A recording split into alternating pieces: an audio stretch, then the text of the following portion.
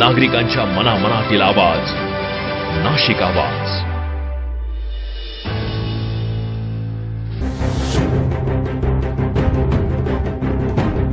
बेकायदेशीर पार्किंगचा बळी.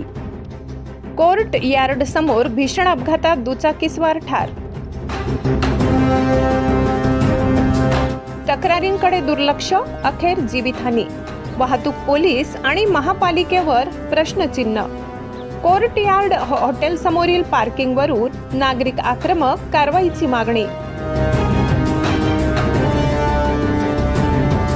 शहरात पुन्हा एकदा बेफिकीर व्यवस्थापन आणि प्रशासनाच्या दुर्लक्षामुळे एका निष्पाप युवकाचा जीव गेला आहे. मुंबई नाका ते वडाळा नाका या गजबजलेल्या मार्गावर कोर्ट यार्ड हॉटेल समोर भीषण अपघात झाला असून एका दुचाकीस्वाराचा जागीच मृत्यू झालाय. प्रश्न असा आहे की हा अपघात की प्रशासनाच्या निष्क्रियतेमुळे झालेला मृत्यू. मुंबई नाका ते वडाळा नाका या मुख्य रस्त्यावर आज सकाळी भीषण अपघाताची घटना घडली.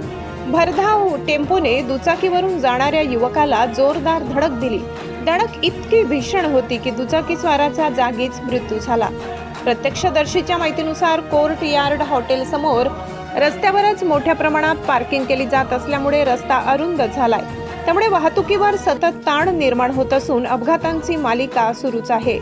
हॉटेल कोर्ट यार्ड समोर एका निष्पाप युवकाने आपला जीव गमावला. स्थानिक नागरिकांचा आरोप आहे की कोर्ट यार्ड हॉटेलकडून रस्त्यावर बेकायदेशीर पार्किंग केली जाते, त्यामुळे रस्ता धोकादायक बनलाय. अनेक वेळा वाहतूक पोलीस आणि महापालिकेकडे तक्रारी करूनही कोणतीही ठोस कार्यवाही होत नाही. आज झालेला हा मृत्यू अपघात नसून प्रशासनाच्या निष्काळजीपणाचा बळी असल्याचा संताप नागरिक व्यक्त करत आहेत. आम्ही अनेकदा तक्रारी केल्या, पण प्रशासनाने दुर्लक्ष केले. रोज इथे वाहतूक कोंडी होते, छोटे मोठे अपघात होतात. आज एका युवकाचा जीव गेला, उद्या आणखी किती जीव जाणार.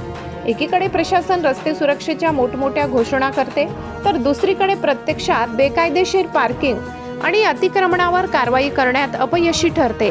जर वेळेत कारवाई झाली असती तर कदाचित आज हा युवक जिवंत असता. या घटनेनंतर परिसरातील नागरिकांमध्ये प्रचंड संताप आहे. संबंधित हॉटेलवर तात्काळ कारवाई करून रस्त्यावरील पार्किंग हटवावी आणि संपूर्ण परिसरात अतिक्रमण हटाव मोहीम राबवावी, अशी जोरदार मागणी नागरिकांनी केली आहे. एक जीव गेला आहे, पण प्रशासन अजूनही जागं होणार का? रस्ते नागरिकांसाठी आहेत की बेकायदेशीर पार्किंगसाठी? या प्रश्नाचं उत्तर आता प्रशासनाला द्यावंच लागेल. नाशिक आवाज, नाशिक.